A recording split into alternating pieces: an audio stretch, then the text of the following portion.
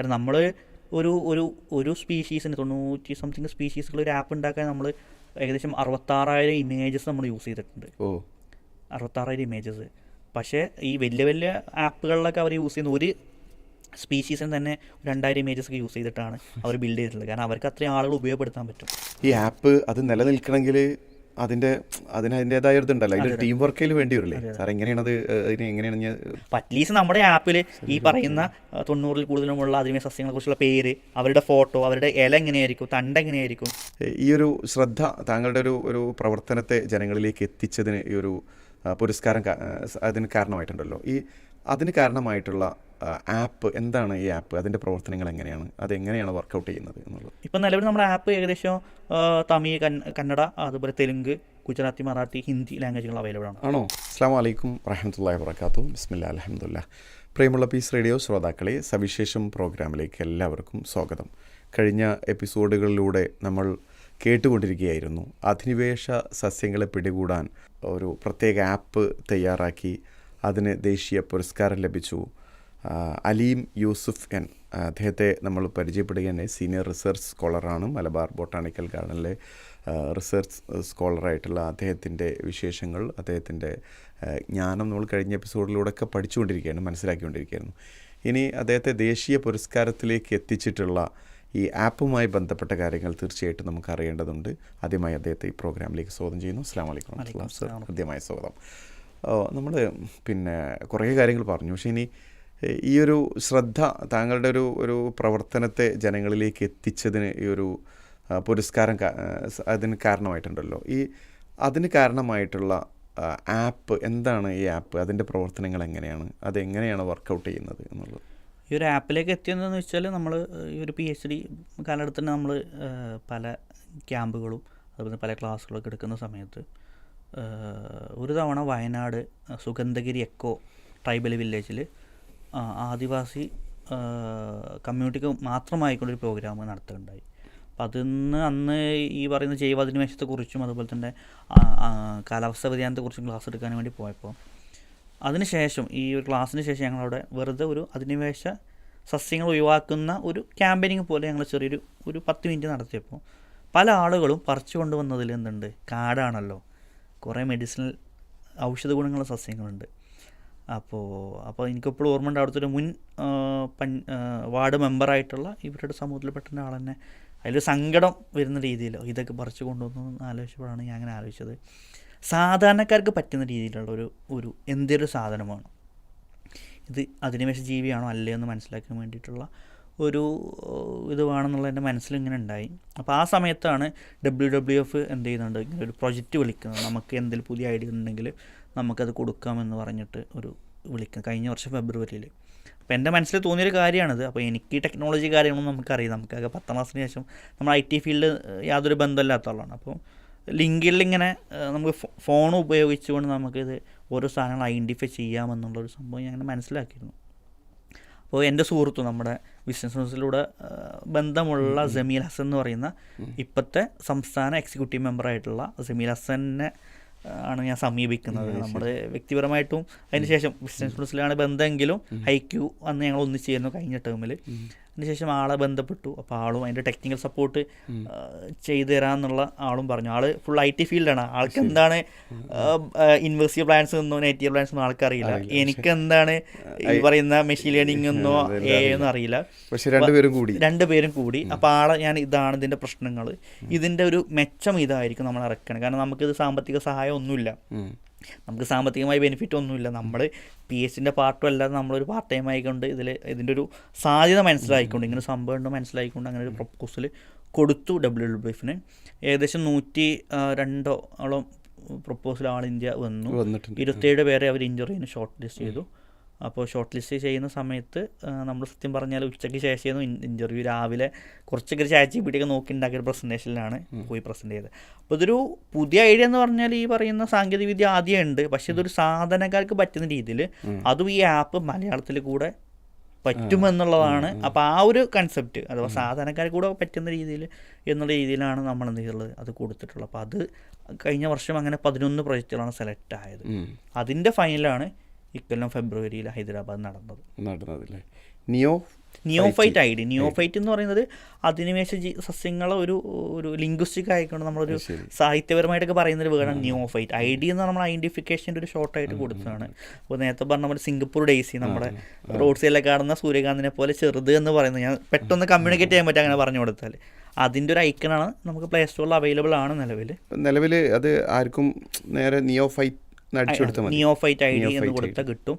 അത് പിന്നെ ഇതിൻ്റെ സാധ്യത ഞാൻ എൻ്റെ ഗൈഡിനെ അറിയിച്ചു, ഇങ്ങനെ നമുക്കിങ്ങനെ ഒരു ഇതുണ്ടെന്നുള്ള ആൾ നല്ല രീതിയിൽ സപ്പോർട്ട് ചെയ്തു തന്നു. അത് പിന്നെ നമ്മൾ ഈ വർഷത്തെ 38ാമത് കേരള സയൻസ് കോൺഗ്രസ്സിൽ പി രാജി മിനിസ്റ്റർ, അന്നത്തെ പി രാജി മിനിസ്റ്ററാണ് അത് റിലീസ് ചെയ്യുന്നത്. ശരി. അതെ, എനിക്ക് ഇതല്ല, അതിൻ്റെ മുന്നേ വേറൊരു അവാർഡ് കിട്ടിയിട്ടുണ്ട്. അതെ, അന്ന് അതിന് സയൻറ്റിഫിക് സോഷ്യൽ റെസ്പോൺസിബിലിറ്റിക്കുള്ള ഔഷധി എൻഡോമെന്റ് അവാർഡ് കൂടെ ആ സയൻസ് കോൺഗ്രസ് നമുക്ക് ഈ ഒരു പ്രൊജക്റ്റിന് കിട്ടുകയുണ്ടായി. ഇപ്പോൾ മൊത്തം ഈ ഒരു ഇതിൽ അവാർഡ് ഇപ്പം പ്രധാനപ്പെട്ട 2 അവാർഡുകളാണ് അല്ലേ? ഓക്കെ. അപ്പോൾ അത് റിലീസ് ചെയ്ത് അവിടെയാണ്. അപ്പോൾ അന്ന് ഞാനത് പ്രസൻറ്റ് ചെയ്തു. സയൻറ്റിഫിക് സോഷ്യൽ റെസ്പോൺസിബിലിറ്റി, ശാസ്ത്ര സാമൂഹിക പ്രതിബദ്ധത, ആ ഒരു വിഷയത്തിൽ നമുക്കത് അവാർഡ് കിട്ടി. പിന്നെ അതിന് ശേഷമാണ് ഈ ഫെബ്രുവരിയിൽ ഈ ഒരു കോൺഫറൻസ് നടന്നത് ഹൈദരാബാദ് വെച്ചിട്ട്. ഇൻ്റർനാഷണൽ യങ് ബയോളജി കോൺഫറൻസിൻ്റെ ഭാഗമായിക്കൊണ്ടുള്ള ഈ പറയുന്ന ഈ സെലക്ട് ചെയ്ത 11 പേരെ വിളിച്ചു. അതിൽ 7 പേര് മാത്രം പ്രൊജക്റ്റ് ആ സമയത്ത് കംപ്ലീറ്റ് ആയിരുന്നുള്ളൂ. അപ്പോൾ 7 പേരെ കോൺടെസ്റ്റിൽ 3 പേർക്ക് അതിൽ ഫസ്റ്റ് പ്രൈസാണ് കിട്ടിയത്. അപ്പോൾ ഇതുവരെ നമുക്ക് സാമ്പത്തികമായ സഹായം ഒന്നുമില്ല. ഈ പറഞ്ഞ പോലെ നമ്മുടെ വ്യക്തിബന്ധങ്ങൾ കാരണമൊക്കെ ഉപയോഗപ്പെടുത്തിക്കൊണ്ടുള്ള ഒരു കാര്യമാണ് ചെയ്തത്. അപ്പോൾ അതിന് കുറച്ചുകൂടി നമുക്ക് ആക്യുറസി കൂട്ടേണ്ടതുണ്ട്. കാരണം അത് നമുക്കറിയാം, മനുഷ്യന്മാർ കണ്ടുപിടിക്കുന്ന പോലെ ഒരിക്കലും ക്യാമറ ഉപയോഗിച്ച് കണ്ടുപിടിക്കാൻ പറ്റൂല. ഇപ്പോൾ ഞാൻ നേരത്തെ പറഞ്ഞ രാക്ഷസക്കൊന്ന, നമ്മുടെ കണിക്കൊന്ന, ഇത് രണ്ടും മഞ്ഞയാണ്. ഇങ്ങനെ അതിൻ്റെ കുടുംബത്തിൽ തന്നെ 6 പേര് യൂണിവേഴ്സിറ്റി പ്ലാന്റാണ്. അപ്പോൾ എന്നാലും ഈ ഫോണിന് പരിമിതികളുണ്ട്. അപ്പോൾ നമ്മൾ കുറച്ചുകൂടെ നന്നായിട്ട് അപ്ഡേറ്റ് ചെയ്തുകൊണ്ടിരിക്കുകയാണ്. ഇനി നമുക്ക് അപ്ഡേറ്റ് ചെയ്യാൻ മാത്രമല്ല, WWF അവാർഡ് കിട്ടിയോട് കൂടി അവർ 1 ലക്ഷം രൂപ നമുക്ക് ഇതിനൊരു സപ്പോർട്ടായി തരുന്നുണ്ട്. അതിൻ്റെ പ്രൊജക്റ്റ് നടന്നുകൊണ്ടിരിക്കുക. അപ്പോൾ നമ്മൾ ഇതോടുകൂടി ഏകദേശം ഇപ്പം നിലവിൽ നമ്മുടെ ആപ്പ് ഏകദേശം തമിഴ്, കന്നഡ, അതുപോലെ തെലുങ്ക്, ഗുജറാത്തി, മറാഠി, ഹിന്ദി ലാംഗ്വേജുകൾ അവൈലബിൾ ആണ്. ആണോ? തുടക്കം മലയാളത്തിലായിരുന്നു. പിന്നെ അതിൻ്റെ അടിയിൽ നമ്മൾ അത് ജസ്റ്റ് ഒന്ന് നമ്മൾ എന്ത് ചെയ്തിട്ടുണ്ട്, ഒന്ന് അപ്ഡേറ്റ് ചെയ്തിട്ടുണ്ട്. മാത്രമല്ല ഇപ്പോൾ നിലവിൽ 96 സ്പീഷീസുകളുള്ളൂ. അപ്പോൾ നമ്മൾ ഈ ഒരു, കാരണം പശ്ചിമഘട്ടത്തിൻ്റെ ഏകദേശം മൊത്തം ഒരു കാലാവസ്ഥ ഒരുപോലെ ആയിരിക്കും, മിക്കവാറും ഒരുപോലുള്ള ചെടികളായിരിക്കും അതിനുമേ സ്വഭാവം കാണിക്കുന്ന ചെടികൾ. അപ്പോൾ നമ്മൾ അത് മൊത്തം കൂടിക്കൊണ്ട് ഒരു അടുത്തൊരു സ്റ്റെപ്പ് എന്ന രീതിയിൽ നമ്മളൊരു നോർത്ത് ഇന്ത്യ അല്ലെങ്കിൽ പശ്ചിമഘട്ടം, പിന്നെ ഇന്ത്യ മൊത്തം. കാരണം ഇതിൻ്റെ സാധ്യത എന്ന് പറയുന്നത് ഞാൻ പറഞ്ഞല്ലോ, ഇതൊരു ഐഡൻറ്റിഫൈ ചെയ്യുന്ന ടൂള് ലോകത്ത് പലതുണ്ട്. പക്ഷേ സാധാരണക്കാരന് പറ്റുന്ന രീതിയിലാവണം, സാധാരണക്കാരന് മനസ്സിലാവണം. കാരണം നമ്മൾ കുറേ ഗവേഷണം നടത്തി അതിൻ്റെ ഗ്യാപ്പ്, കാരണം ഇത് ഞാൻ പറഞ്ഞല്ലോ, കർഷകർ അല്ലെങ്കിൽ ആദിവാസികൾ അല്ലെങ്കിൽ ഏറ്റവും എന്താ പറയുക പ്രകൃതിയുമായിട്ട് ചേർന്ന് നടക്കുന്ന ആളുകൾ, പിന്നെ അതുപോലെ തന്നെ നമ്മുടെ വനം പരിസ്ഥിതി ഉദ്യോഗസ്ഥർ, അതും അവർക്കും ഇതെല്ലാം ഏത് സ്പീഷീസ് മനസ്സിലാവണമെന്ന് നിർബന്ധമല്ല. പിന്നെ അതുപോലെ നമ്മൾ ഇതൊരു ബോധവൽക്കരണം നടത്തുമ്പോൾ അവർക്ക് മുമ്പിൽ നമുക്കൊരു സൊല്യൂഷനായിട്ട് കൊടുക്കാൻ പറ്റും അല്ലേ? അപ്പം ഞാൻ പലപ്പോഴും ഈ ഒരു പ്രൊജക്റ്റിൻ്റെ ഭാഗമായിക്കൊണ്ട് തന്നെ നമ്മൾ ഏകദേശം 18ഓളം പല സ്ഥലങ്ങളിൽ പോയിട്ട് ക്ലാസ് എടുക്കേണ്ടി വന്നിട്ടുണ്ട്. ഈ ഒരു പ്രൊജക്റ്റിൻ്റെ ഭാഗമായിക്കൊണ്ട്, ഈ ഒരു WWF പ്രൊജക്റ്റിൻ്റെ ഭാഗമായിക്കൊണ്ട് ഏകദേശം 100-200ഓളം ആളുകളുമായിട്ട് നമ്മൾ സ്ക്രൂട്ടികളുമായിട്ട് ഇൻട്രാക്ട് ചെയ്യാൻ പറ്റിയിട്ടുണ്ട്. അപ്പോൾ അവിടെയൊക്കെ നമുക്ക് എന്താ പ്രശ്നം എന്ന് വെച്ചാൽ, അധിനിവേശ ജീവികളെ കുറിച്ചുള്ള പ്രശ്നങ്ങൾ പറയുമ്പോൾ എന്താ സൊല്യൂഷൻ? അപ്പോൾ നമുക്ക് പറയാൻ പറ്റുന്നത് ഇത് റിമൂവ് ചെയ്യണം. അപ്പോൾ അവർ ചോദിക്കണം ഞങ്ങൾക്ക് എങ്ങനെ മനസ്സിലാക്കാൻ പറ്റും? അപ്പോൾ അറ്റ്ലീസ്റ്റ് നമ്മുടെ ആപ്പിൽ ഈ പറയുന്ന 90-ൽ കൂടുതലുമുള്ള അധിനിവേശ സസ്യങ്ങളെക്കുറിച്ചുള്ള പേര്, അവരുടെ ഫോട്ടോ, അവരുടെ ഇല എങ്ങനെയായിരിക്കും, തണ്ട് എങ്ങനെയായിരിക്കും, അതിൻ്റെ ഫ്രൂട്ട് എങ്ങനെയായിരിക്കും, പൂവ് എങ്ങനെയായിരിക്കും, ഇതൊക്കെ അതിൽ കൊടുത്തിട്ടുണ്ട്. അപ്പോൾ എനിക്ക് സയൻറ്റിഫിക്കേഷൻ മാത്രമല്ല, അവർക്ക് റെഫർ ചെയ്യാൻ കൂടെ അത് എന്തെങ്കിലും പറ്റും, ഉപയോഗപ്പെടുത്താൻ പറ്റും. മലയാളത്തിലെ പേരെന്ത്, ഇംഗ്ലീഷിലെ പേരെന്ത് എന്നുള്ള സംഭവങ്ങൾ വരെ നമ്മൾ കുറേ മുന്നേ ഉള്ള അധിനിവേശ സസ്യങ്ങളാണ്. മലയാളത്തിൽ തന്നെ കുറേ പേരുകൾ, പലതിനും പേരുകളുണ്ട്. ഞാൻ നേരത്തെ പറഞ്ഞു ധൃതരാഷ്ട്ര പച്ച, പലതിനുണ്ട്. പുതുതായി വന്നതിന് മാത്രമാണ് നമ്മൾ പേര് ഇല്ലാത്തുള്ളൂ. പല ആദിവാസി മേഖലകളിലൊക്കെ അവരുടെ ഈ എന്താ പറയുക ഡെയിലി ലൈഫിൻ്റെ ഭാഗമായിക്കൊണ്ട് അവരെന്ത് ചെയ്യുന്നുണ്ട്, ഇത് നേരത്തെ പറഞ്ഞ പോലെ തന്നെ ഔഷധസസ്യങ്ങളായിട്ട് ഉപയോഗപ്പെടുത്തുന്നുണ്ട്. പിന്നെ അതുപോലെ ഈ ആപ്പ് അത് നിലനിൽക്കണമെങ്കിൽ അതിൻ്റെതായ ഇതുണ്ടല്ലോ, അതിൻ്റെ ടീം വർക്കിൽ വേണ്ടി വരില്ലേ സാർ? എങ്ങനെയാണത്, എങ്ങനെയാണ് ഇപ്പോൾ നിലവിൽ നമുക്ക് ഞാൻ പറഞ്ഞ പോലെ തന്നെ അന്ന് നമുക്ക് ഒരു ആപ്പ് പ്ലേ സ്റ്റോറിലൊക്കെ ഇടാനും നമുക്ക് എന്തുണ്ട് ചെറിയൊരു സാമ്പത്തികമായിട്ടുള്ള കാര്യങ്ങളൊക്കെ ഉണ്ടാകും. നമ്മുടെ ഒരു ടീമിൻ്റെ നമ്മുടെ ഒരു ഇതൊന്നും ഞാൻ എടുത്തിട്ടുള്ളത്. പിന്നെ ഇതിൻ്റെ സാധ്യത, കാരണം ഈ സാധ്യത നമ്മൾ മനസ്സിലാക്കി എന്നുള്ളതാണ് ഈ ഒരു ഇങ്ങനെ ഗ്യാപ്പ് ഉണ്ട് എന്നുള്ളത്. പിന്നെ ഇപ്പോൾ ഞാൻ പറഞ്ഞ പോലെ ഈ ഒരു അവാർഡിൻ്റെ ചെറിയൊരു തുക നമുക്ക് കിട്ടുന്നുണ്ട്. അത് വെച്ച് നമുക്ക് 2-3 വർഷം എന്ത് ചെയ്യാൻ പറ്റും, മുന്നോട്ട് കൊണ്ടുപോകാൻ പറ്റും. പക്ഷെ പിന്നീട് വേറെ എന്തെങ്കിലും ഇതുപോലെ ഇനിയും വീണ്ടും സാമ്പത്തിക സഹായത്തിന് എവിടെയെങ്കിലും സബ്മിറ്റ് ചെയ്യാൻ പറ്റുമോ? നമുക്കത് ആ സമയത്ത് നമുക്ക് നോക്കാൻ ഉദ്ദേശം. അപ്പോൾ ഞാനും PhD ഇൻഷാല്ല തീരുമല്ലോ. അപ്പോൾ നമുക്കൊരു സഹായം പോലെ രീതിയിൽ നമുക്ക് നോക്കാമെന്നുള്ളതാണ്. പലരോടും സംസാരിക്കുമ്പോൾ എന്താണെന്ന് വെച്ചാൽ ഇതുപോലെ സിമിലർ ആയിട്ടുള്ള വലിയ വലിയ ആപ്പുകളുണ്ട്.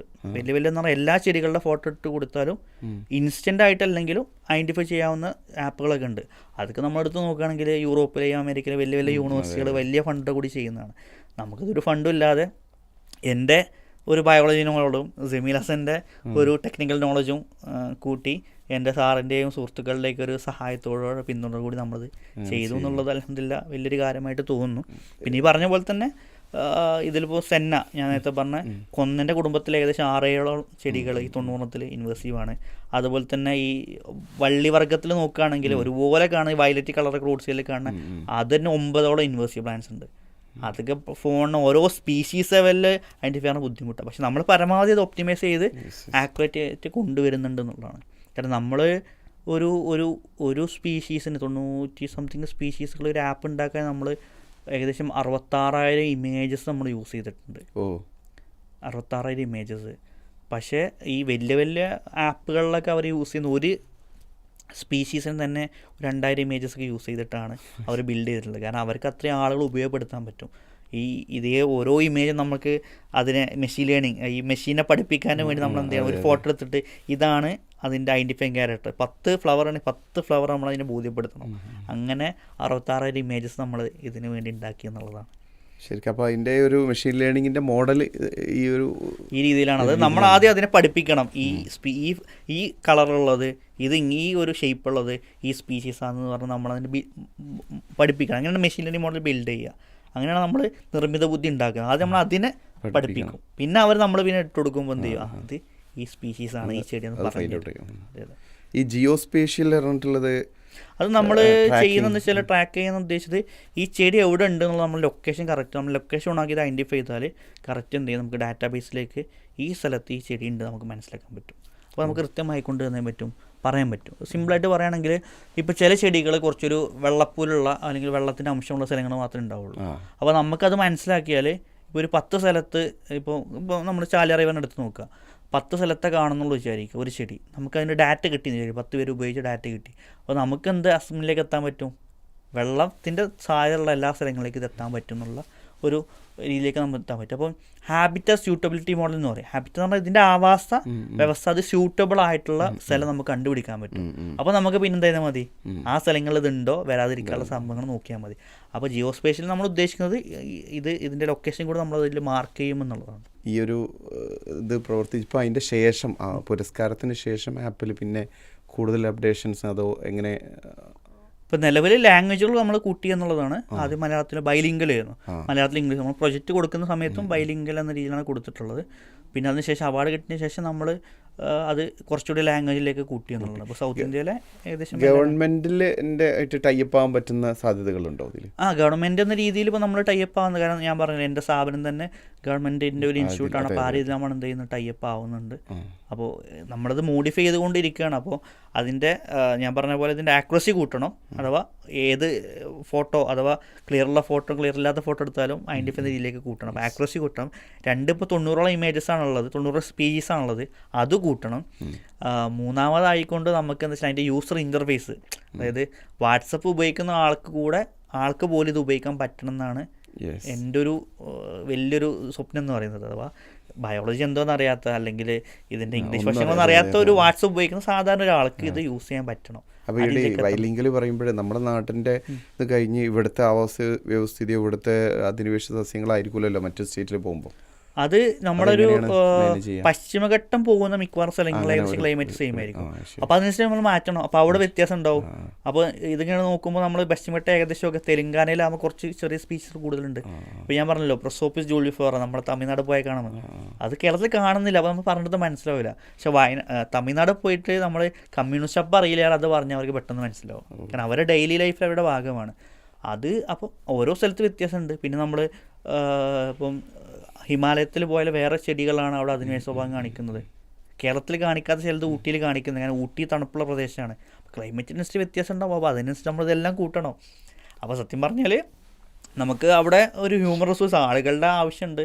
അപ്പോൾ ഇതിന് തന്നെ ഈ 66,000 ഇമേജസ് നമുക്ക് അനോട്ട് ചെയ്യാനും വേണ്ടിയിട്ട് നമ്മൾ ഇൻറ്റേൺഷിപ്പ് ക്ഷണിക്കാനുണ്ടായത്. കേരളത്തിലുള്ള കോളേജുകളിൽ നിന്ന് കുട്ടികൾക്ക് ഇൻറ്റേൺഷിപ്പ് ഒരു 12 കുട്ടികൾക്ക് നമ്മൾ ക്ഷണിച്ചു. അവർക്ക് ഫ്രീ ആയിട്ട് നമ്മൾ ഇൻറ്റേൺഷിപ്പ് കൊടുത്തു. അപ്പോൾ അവരാണ് ഈ 66 ഇമേജസ് ചെയ്തത്. അപ്പോൾ നമുക്കൊരു 4 ലക്ഷം ഇമേജസ് ഒക്കെ ഉണ്ടെങ്കിൽ ഇതുപോലെ നമുക്ക് ചെയ്യാൻ പറ്റും. പിന്നെ അതിൻ്റെ സാമ്പത്തികമായിട്ടുള്ള കാര്യങ്ങൾ കൂടെ അപ്പോൾ അത് ജമീൽ ഹസൻ നമുക്ക് അതിൻ്റെ ഒരു സാധ്യത മനസ്സിലാക്കിക്കൊണ്ട് ഇത്രയും ഉപകാരം എന്ന രീതിയിൽ മനസ്സിലാക്കിക്കൊണ്ട് അത്രയും നമുക്ക് സപ്പോർട്ട്, ടെക്നിക്കൽ സപ്പോർട്ട് മൊത്തം, അതായത് അതിന് വെബ്സൈറ്റ് ഉണ്ട്, neophyteid.in എന്ന് പറഞ്ഞാൽ വെബ്സൈറ്റ് കിട്ടും. അത് എല്ലാം ജമീൽ ഹസനാണ് ചെയ്തിരുന്നത്. അപ്പോൾ ആ രീതിയിൽ കൂടെ നമുക്കത് നമ്മുടെ ഒരു വ്യക്തിബന്ധങ്ങളും കാര്യങ്ങളൊക്കെ ഉപയോഗപ്പെടുത്തി നമുക്ക് ചെയ്യാൻ പറ്റി എന്നുള്ളതാണ്. അപ്പോൾ ഇനി മുന്നോട്ട് നമുക്ക് പക്ഷെ അത് ഫ്യൂച്ചറും റെഡി ആയിരിക്കും. കാരണം നമ്മൾ ഉദ്ദേശിച്ച ലെവലിലേക്ക് അത് എത്തിപ്പെടാൻ നമുക്ക് പറ്റിയിട്ടുണ്ട്. അപ്പോൾ ഞാനൊരു ഫുൾ ടൈം PhD സ്കോളറാണെങ്കിൽ തന്നെയും നമ്മുടെ വൈകുന്നേര സമയങ്ങളൊക്കെ ഇതിന് ഉപയോഗപ്പെടുത്തുകയും ജമീലിൻ്റെ വീക്കെൻഡുകൾ ഉപയോഗപ്പെടുത്തുകയും ചെയ്തിട്ട് നമ്മൾ മുന്നോട്ട് പോയിട്ടുണ്ട്. നമ്മുടെ നാട്ടിലേക്കുള്ള വരവിനെ കുറിച്ച് നമ്മൾ പറഞ്ഞു, ചെടികളൊക്കെ. പക്ഷെ നമ്മുടെ നാട്ടിലുള്ള പലത് വേറെ നാട്ടിലേക്ക് പോകുന്നുണ്ടോ? ഉണ്ട്. നമ്മുടെ നാട്ടിലുള്ള പലതും പുറത്തു പോയിട്ട് ഇതായിട്ടുണ്ട്. ഇപ്പം മുള തന്നെ പല സ്ഥലങ്ങളിൽ, നമ്മുടെ നാട്ടിൽ കാണുന്ന മുള പല സ്ഥലങ്ങളിൽ അധിനിവേശ സ്വഭാവം കാണിച്ചിട്ടുണ്ട്. അപ്പോൾ അവിടെ അതിൻ്റെ ഒരു വേറെ ലെവലാണോ? വേറെ ലെവൽ നമ്മളവിടെ കാണുന്ന രീതിയിലാവില്ല അതിൻ്റെ വളർച്ച, പെട്ടെന്ന് വളരും. മുള തന്നെ പൊതുവെ പെട്ടെന്ന് വളരും, പക്ഷെ അതിലേറെ ഒരു ഗ്രൗത്ത് അവർ കാണിക്കും. പിന്നെ മഹാഗണി പുറത്ത് ചില സ്ഥലങ്ങളിൽ കാണിക്കുന്നുണ്ട്. പിന്നെ അങ്ങനെ പല ചെടികൾ കാണിക്കുന്നത്. പിന്നെ പുൽവർഗ്ഗങ്ങൾ നമ്മുടെ നാട്ടിൽ കാണുന്ന തനതായി ഇവിടെ കാണുന്ന പല പുൽവർഗ്ഗങ്ങളും പുറം സ്ഥലങ്ങളിൽ എന്ത് ചെയ്യുന്നുണ്ട്. അപ്പോൾ അവർ ഇതുപോലെ അതിനെ കണ്ട് അതിനെ അവർ ചെയ്യുന്നുണ്ട്. ശരി. അപ്പോൾ ഇങ്ങോട്ട് വരുന്ന പോലെ തന്നെ തിരിച്ചങ്ങോട്ടും പോകുന്നുണ്ട്. ഏറ്റവും കൂടുതലെന്ന് വെച്ചാൽ നമ്മുടെ ഭൂമധ്യരേഖ അങ്ങനെ നമ്മൾ അത് നോക്കുകയാണെങ്കിൽ നമ്മുടെ ഏകദേശം ഒരു ട്രോപ്പിക്കൽ ക്ലൈമറ്റാണ് നമുക്കുണ്ട്, ഭൂമധ്യരേഖയിലുള്ള ക്ലൈമറ്റ്. അപ്പോൾ അതൊരു സെയിം ആയിട്ടുള്ള സ്ഥലങ്ങൾ മൊത്തത്തിൽ പെട്ടെന്ന് സ്പ്രെഡ് ആവുന്നുണ്ട്. അപ്പോൾ നമ്മുടെ നാട്ടിൽ പെട്ടെന്ന് ആഫ്രിക്കയ്ക്കും സൗത്ത് അമേരിക്കയിലേക്ക് എത്തും, സൗത്ത് അമേരിക്കത്തെ ആഫ്രിക്ക തിരിച്ചിങ്ങോട്ട് എത്തും. പക്ഷെ അമേരിക്കത്തെ അഥവാ USA അത്ര വരണം, കാരണം ക്ലൈമറ്റ് തമ്മിൽ വ്യത്യാസം ഉണ്ടാവും. യൂറോപ്പിലത്തെ അത്ര വരണം എന്നില്ല. പക്ഷേ നമ്മുടെ ഹിമാലയത്തിൽ കാണുന്ന ഒരു ചെടി യൂറോപ്പിൽ ഭയങ്കര പ്രശ്നമായിട്ട് കാണുന്നുണ്ട്. അതിൻ്റെ കറക്റ്റ് പേര് എനിക്ക് കറക്റ്റ് ഓർമ്മയില്ല. ഇംപേഷ്യൻസിൽ വരുന്ന നമ്മുടെ നാട്ടിൽ അതിൻ്റെ കറക്റ്റ് യൂറോപ്പിൽ പ്രശ്നമായിട്ടുണ്ട്. യൂറോപ്പിൽ മെയിൻ പ്രശ്നം അതാണ്. നമ്മുടെ നാട്ടിൽ ഇത്ര വലിപ്പം കാണുള്ളൂ, യൂറോപ്പിൽ നമ്മളേറെ വലിപ്പമുണ്ടാവും. ശരി. നമ്മുടെ നാട്ടിൽ ഹിമാലയത്തിൽ കാണുന്ന ഒരു ഇംപേഷ്യൻസിൽ പെടുന്ന ഒരു ചെടിയാണ്. അത് യൂറോപ്പിൽ എന്ത് ചെയ്തിട്ടുണ്ട്, വലിയ ബുദ്ധിമുട്ടാണ്. നല്ല ഈ അവിടെ പുഴേൻ്റെ സൈഡിൽ മൊത്തം അവിടുത്തെ മെയിൻ ഫസ്റ്റ് നമ്മൾ എടുത്ത് നോക്കുകയാണെങ്കിൽ ഫസ്റ്റ് ചെടി എന്ന് പറയുമ്പോൾ അവർ പറയുന്ന ഒരു കൂടുതൽ പെട്ട ഒന്നായിരിക്കും ഇത്, ഇംപേഷ്യസ് ഗ്രാനുലോഫ്ലോറ. ശരി. ഇത് ഇങ്ങനെ നമ്മുടെ നാട്ടിൽ ഹിമാലയത്തിൽ കാണുന്നതാണ്, അവിടെയാണ്. നമ്മുടെ നാട്ടിൽ അത് പ്രശ്നമല്ല, നമ്മുടെ നാട്ടിൽ അങ്ങനെ ഒരു പ്രശ്നം ഇല്ല. പിന്നെ നമ്മുടെ നാട്ടിൽ ഈ ഇപ്പോൾ എനിക്ക് തോന്നുന്നത് നമ്മളെ ഇന്ത്യയിൽ തന്നെ ഓരോ സ്റ്റേറ്റിലും വ്യത്യസ്ത ക്ലൈമറ്റുകളുണ്ടല്ലോ. ഈ സ്റ്റേറ്റ് അടിസ്ഥാനത്തിൽ അങ്ങോട്ടും ഇങ്ങോട്ടുള്ള വേറെ പിന്നെ ഉള്ളത് നമ്മളിവിടെ അത്ര ഒരു വലിയ വ്യത്യാസം വന്നിട്ടില്ലല്ലോ. ഇല്ലല്ല.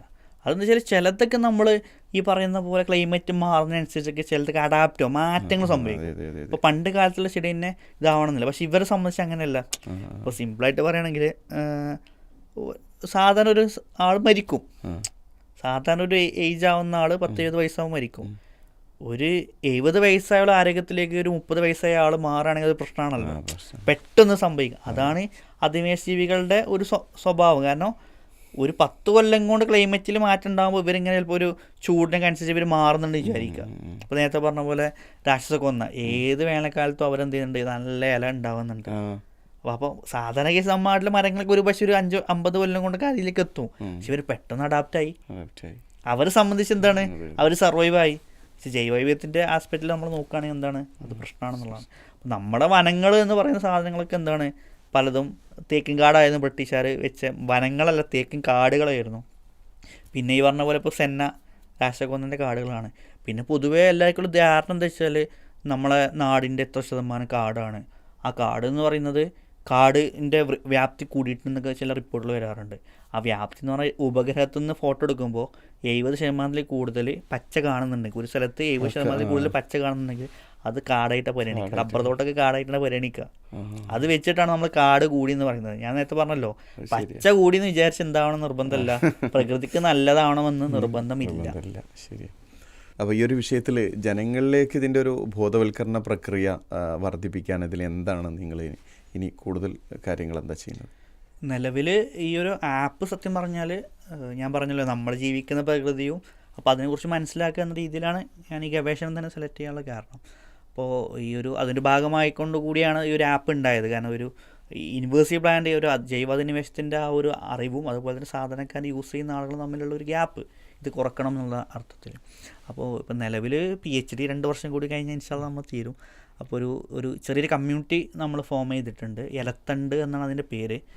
അതിന് ഫുൾ ഫോം ഉണ്ട്, ecological local action for tropical habitat and native diversity. അഥവാ നമ്മൾ ട്രോപ്പിക്കൽ ഹാബിറ്റേറ്റ്, നമ്മുടെ ഭൂമധ്യരേഖയിലുള്ള നമ്മുടെ പരിസ്ഥിതിയും അതുപോലെ നേറ്റീവ് ഡൈവേഴ്സിറ്റി, ഇവിടുത്തെ തനതായിട്ടുള്ള വൈവിധ്യം കൂടി നിലനിർത്താനുള്ള എക്കോളജിക്കൽ ലോക്കൽ ആക്ഷൻ സാധാരണക്കാരും അല്ലെങ്കിൽ ഏറ്റവും താഴെയുള്ള ആൾക്കാരെ ഉപയോഗപ്പെടുത്തുന്ന രീതിയിൽ. അപ്പോൾ നിലവിൽ നമ്മൾ ചെയ്യുന്ന ചില അവയർനെസ് പ്രോഗ്രാമുകളാണ്. നമ്മുടെ സോഷ്യൽ മീഡിയ കമ്മ്യൂണിറ്റികളുണ്ട്. നമുക്ക് 10,000 കൂടുതലുള്ള ആളുകളുള്ള വാട്സപ്പ് ഗ്രൂപ്പും കമ്മ്യൂണിറ്റി നമുക്കുണ്ട്.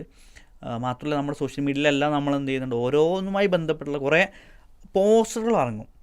പക്ഷെ അതെല്ലാം ഇംഗ്ലീഷിലായിരിക്കും. അപ്പോൾ നമ്മളിപ്പം മലയാളത്തിൽ കൂടെ എന്ത് ചെയ്യുന്നുണ്ട്, ഓരോ പ്രോഗ്രാം അല്ലെങ്കിൽ ഓരോ ഇമ്പോർട്ടൻ്റ് ആയിട്ടുള്ള പുതിയ കണ്ടുപിടുത്തങ്ങൾ അല്ലെങ്കിൽ ഏതെങ്കിലും പ്രകൃതി റിലേറ്റഡ് ആയിട്ട് ജൈവവൈവിധ്യവുമായി ബന്ധപ്പെട്ട ദിവസങ്ങളൊക്കെ സെലിബ്രേഷൻ വരുമ്പോൾ നമ്മൾ അതിൻ്റെ ഒരു ഫാക്ട് ഷീറ്റ് ഇറക്കുമ്പോൾ അത് ഇംഗ്ലീഷിലും മലയാളത്തിലും ഒരുപോലെ ഇറക്കും. അത് പരമാവധി ഗ്രൂപ്പിലൂടെ എന്ത് ചെയ്യുന്നുണ്ട്, പ്രത്യേകിച്ച് മലയാളത്തിലാകുമ്പോൾ നമ്മൾ കുടുംബ ഗ്രൂപ്പിലൂടെ കാര്യങ്ങൾ വരെ എത്തുന്നുണ്ട്. അപ്പോൾ നമ്മൾ സോഷ്യൽ മീഡിയയിൽ അങ്ങനെ ചെയ്യുന്നുണ്ട്. മാത്രമല്ല നമുക്ക് ഒരു കമ്മ്യൂണിറ്റി കാര്യങ്ങളുണ്ട്. അപ്പോൾ PhD കഴിഞ്ഞിട്ട് നമുക്ക് ഈ ഒരു രീതിയിലൊക്കെ കുറച്ചുകൂടി ഒരു ഓഫ്ലൈനും കാര്യങ്ങളൊക്കെ ആയിക്കൊണ്ട് വലിയ രീതിയിൽ നമുക്ക് മുന്നോട്ട് പോവാമെന്നാണ് ഉദ്ദേശിക്കുന്നത്. അപ്പോൾ നമ്മൾ മനസ്സിലാക്കേണ്ടത് ഈ പരിസ്ഥിതിക്ക് വേണ്ടി ഏറ്റവും കൂടുതൽ പ്രവർത്തിക്കാൻ പറ്റിയ ഏറ്റവും താഴെക്കടി വർക്ക് ചെയ്യുന്ന ആളുകൾക്ക് തന്നെയാണ്, സാധാരണക്കാർക്കാണ്. അല്ലാതെ മുകളിൽ നിന്ന് ഗവൺമെൻറ് മാത്രമോ അല്ലെങ്കിൽ വനവകുപ്പ് മാത്രമോ വിചാരിച്ചത് കൊണ്ട് മാത്രം ഇത് മുന്നോട്ട് പോകുന്ന കാര്യമില്ല എന്നുള്ളതാണ്. അപ്പോൾ നമ്മൾ പൊതുവെ ഇപ്പം ഞാൻ പറഞ്ഞല്ലോ, ഈ പല സ്ഥലങ്ങളും നമ്മൾ സംസാരിക്കാൻ അവയർനെസ് ക്ലാസ് എടുക്കാൻ പോകുമ്പോൾ ഇത് മനസ്സിലാക്കുന്നതോട് കൂടി എല്ലാവരും അത് ചിന്തിക്കുന്നുണ്ട്. അപ്പോൾ അത് കമ്മ്യൂണിക്കേറ്റ് ചെയ്യുമ്പോൾ ഈ പറഞ്ഞ പോലെ നമ്മൾ പ്രകൃതിൻ്റെ പ്രശ്നം എന്ന് പറയുമ്പോൾ വന്യമൃഗ ശല്യം മാത്രമേ പറയുന്നുള്ളൂ. അവിടെ മണ്ണിടിഞ്ഞ് പോയി ഇത്രയും ആളുകൾ മരിച്ച പ്രശ്നം പറയുന്നില്ല. ഇത് രണ്ടിനും കാരണം ഒന്നാണെന്നുള്ള കാര്യം നമ്മൾ മനസ്സിലാക്കി എന്ത് ചെയ്തു, ഈ പ്രശ്നം അവിടെ എന്ത് ചെയ്തു, നമ്മൾ പ്രശ്നമാക്കുന്ന പ്രശ്നം, അതായത് ഗവൺമെൻറ് ഒന്നും ചെയ്യുന്നില്ല സംഭവം മാറി നമ്മളിത് പ്രവർത്തിക്കാൻ തുടങ്ങുന്നത്, വെറുതെ സംസാരിച്ചുകൊണ്ട് കാര്യമില്ല എന്നുള്ളതാണ്. യെസ്, ഈ ഒരു എപ്പിസോഡിൻ്റെ അവസാന സമയത്താണ് നമ്മളുള്ളത്. സമയം അവസാനിക്കാറായിട്ടുണ്ട്. അപ്പോൾ എനിക്ക് തോന്നുന്നു ഒരുവിധം ഏകദേശം കാര്യങ്ങളൊക്കെ നമ്മൾ മനസ്സിലാക്കുകയും ചെയ്തു. പക്ഷേ ഇനിയും ഒരു റിസർച്ച് സ്കോളർ എന്ന അർത്ഥത്തിൽ സാറ് കണ്ടെത്തിയിട്ടുള്ള കാര്യങ്ങൾ സമൂഹത്തിനെ എങ്ങനെ ഒരു റിസർച്ച് സ്കോളർ എങ്ങനെ സമൂഹത്തിലേക്ക് കണക്ട് ചെയ്യുന്നു എന്നുള്ള ഏറ്റവും മനോഹരമായൊരു ഉദാഹരണമായിരുന്നു ആ ദേശീയ പുരസ്കാരത്തിലൂടെയും തുടർന്നും ലഭിക്കുന്നത്. അപ്പോൾ ഇങ്ങനെ തന്നെ ആവട്ടെ നമ്മുടെ എഡ്യൂക്കേഷൻ അല്ലെങ്കിൽ നമ്മുടെ പ്രവർത്തനങ്ങളൊക്കെ സമൂഹത്തിന് ഉപകാരപ്രദമാവുന്ന രൂപത്തിലാവട്ടെ എന്ന് കൂടി ആശംസിക്കുന്നു. ഇതുവരെ പീസ് റേഡിയോ സവിശേഷം പ്രോഗ്രാമിൽ ഇത്രയും നേരം സംസാരിച്ചതിന് പ്രത്യേകമായ നന്ദി അറിയിക്കുന്നു. ഇൻഷാല്ലാ മറ്റൊരു സമയത്ത് ഇതുപോലെ മറ്റു സന്ദർഭത്തിൽ സവിശേഷത്തിൽ വീണ്ടും നമുക്ക് കാണാം. അസ്സലാമു അലൈക്കും വറഹ്മത്തുള്ളാഹി വബറകാതുഹു.